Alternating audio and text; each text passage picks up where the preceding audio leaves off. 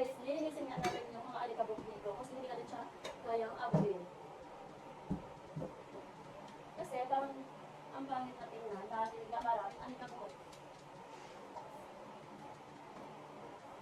So ayan, napakalaking tulong talaga nito. Ginagamit ko para maabot ko yung mga alikabok dito sa akin kaya may mga name. Mahaba pa ito siya. Kung hindi mo makaabot, kung hindi pa masyadong ano yung pag-inis mo, is mo po siya pataas sa lima.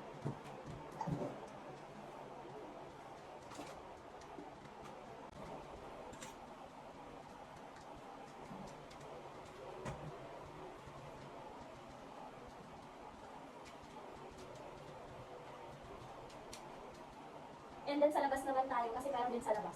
So tingnan mo siya guys, kahit mataas siya, is kaya ko siyang abutin gamit nito. Aking panglinis mga lima. Nakalis nila. Yes.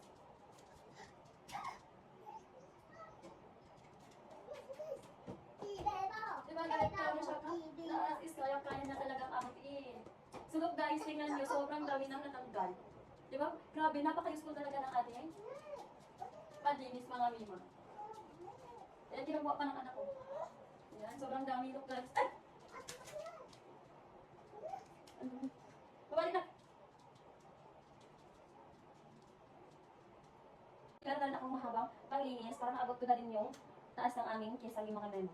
Mga memo. Grabe. And then, next natin is doon na tayo sa CR kasi nga meron din doong madumi.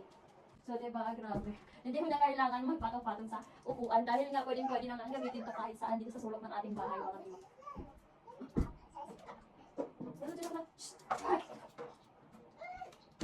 Ayan o. Ang daming dumi. Diba? Grabe.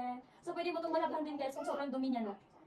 So, ayan, kung ikaw ay wala pang panglinis na, meron siyang mahabang hawakan mga mi, ay nako, ilagay ko na lang to dyan sa kanyang basket kung gusto mong mag-check out ng ganito.